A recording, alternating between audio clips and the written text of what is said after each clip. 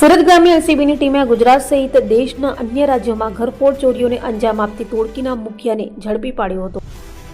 સુરત ગ્રામ્ય જિલ્લામાં Bardoli town, Mandvi, Olpad, Kosamba police સ્ટેશનની હદમાં બંધ મકાનોના લોક તોડી ઘરફોડ ચોરીને અંજામ આપતા રેડાઓને ઝડપી પાડવા માટે સુરત ગ્રામ્ય એલસીબીના પીઆઈ આરબી ભટોળ અને પેરલ ફોલો સ્ક્વોડના પીઆઈ એમઆર સકોરિયા અને એલજી રાઠોડની ટીમ પીએસઆઈ એને ચૌહાણ, એચસી મસાણી અને જેએલ પટેલના માર્ગદર્શન હેઠળ પેટ્રોલિંગમાં હતી. ત્યારે બાતમીના આધારે સુરત ગ્રામ્ય સાથે ગુજરાત, મહારાષ્ટ્ર, રાજસ્થાન, હરિયાણા રાજ્યોમાં પલ્સર બાઇક પર રેકી કરી સૌથી વધુ ઘરફોડ ચોરીઓને અંજામ આપનાર આંતરરાજ્ય રીડા ચોર એવા મહારાષ્ટ્રના નંદુરબારના ઝીમી ઉર્ફે દીપક બિપિન શર્માને ઝડપી પાડ્યો હતો અને તેની પાસેથી ચોરાયેલા દાગીના, સોનાની બંગડી, સોનાના કોઈન, 2 મોબાઈલ, 2 બજાજ બાઇક સહિત 18,82,000થી વધુની મત્તા કબજે કરી તેની વિરુદ્ધ કાયદેસરની કાર્યવાહી હાથ ધરી હતી.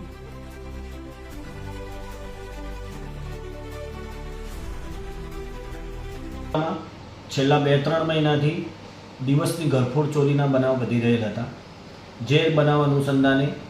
સુરત રેન્જ પોલીસ મહાનિરીક્ષક શ્રી પ્રેમવીરસિંહ સાહેબ અને પોલીસ અધિક્ષક શ્રી રાજેશ ગઢિયા સાહેબનાઓએ આ ઘરફોડ ચોરીઓ ડિટેક્ટ કરવા સારું સ્થાનિક પોલીસ અને એલસીબી શાખાને સખત સૂચના અને માર્ગદર્શન આપેલ. જેઓના માર્ગદર્શન મુજબ અમારી એલસીબીની કુલ 6 ટીમો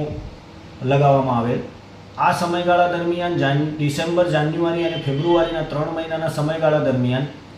સુરત ગ્રામ્ય જિલ્લામાં કોસંબા, માંડવી, બારડોલી ટાઉન, માંગરોળ અને ઓલપાડમાં થઈને કુલ 10 જેટલા દિવસની ઘરફોડ ચોરીઓના ગુના દાખલ થયેલા, જેમાં ઘરેણાં અને રોકડ રકમની ચોરી હતી. જે ઘરફોડ ચોરીઓ ડિટેક્ટ કરવા સારું એલસીબીની 6 ટીમો બનાવી, જેમાં પીએસઆઈ એએન ચૌહાણ, પીએસઆઈ મસાણી અને પીએસઆઈ જેએલ પટેલ ના માર્ગદર્શન હેઠળ અલગ અલગ ટીમોએ ટેકનિકલ અને હ્યુમન રિસોર્સિસ દ્વારા જાણકારી મળેલ કે એક રીઢો આરોપી જે અગાઉ 70થી 75 ઘરફોડ ચોરીઓમાં પકડાયેલો છે અલગ અલગ રાજ્યોમાં, રાજસ્થાન, હરિયાણા, મહારાષ્ટ્ર, ગુજરાતના પણ તાપી, ભરૂચ, વલસાડ, સુરત ગ્રામ્યમાં પણ અગાઉ પકડાયેલો છે. એવો જિમ્મી ઉર્ફે દીપક બિપિન શર્મા, જે પહેલાં કીમ ખાતે રહેતા હતા, જે અત્યારે નંદુરબાર ખાતે રહેતા હતા, જેઓને ટ્રેસ આઉટ કરવા માટે એલસીબીની ટીમે લાસ્ટ 1.5 મહિનાથી અલગ અલગ હ્યુમન રિસોર્સિસ અને ટેકનિકલ સર્વેલન્સના આધારે તપાસ કરતા આ જિમ્મી ઉર્ફે દીપક શર્માનાઓ રાજપીપળાના આજુબાજુથી મળી આવે, જેને પકડી અને પ્રથમ બારડોલીના ગુનામાં, ઘરફોડ ગુનામાં એરેસ્ટ કરવામાં આવે અને એમની યુક્તિપૂર્વકથી સઘન પૂછપરછ કરતા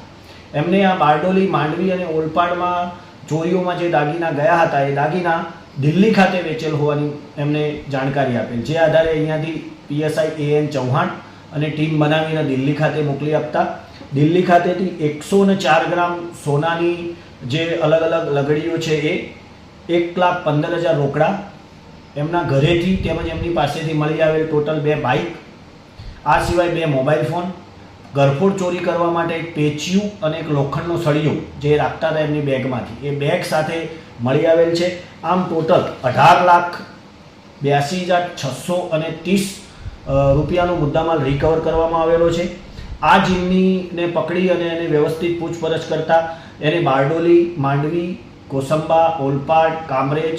ભરૂચ વિસ્તારમાં તેમજ રાજસ્થાનમાં કરેલ ટોટલ 15 નોંધાયેલ ગુનાઓ ડિટેક્ટ થયેલ છે અને આ સિવાય એને બીજી પણ 8 જગ્યાએ ચોરી કરેલ હોવાનું કબૂલાત કરેલ છે. આ જિમ્મી ઉર્ફે દીપક શર્મા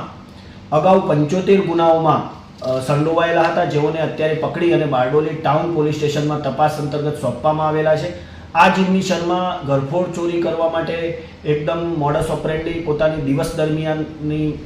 કોઈ બી જગ્યાએ રેકી કરે અને બપોરના સમયે જ્યારે પબ્લિક ઓછું હોય ત્યારે કોઈ પણ બિલ્ડિંગ એપાર્ટમેન્ટમાં ઘૂસી અને બંધ ઘર હોય એને ટાર્ગેટ કરતો હતો અને બંધ ઘરનું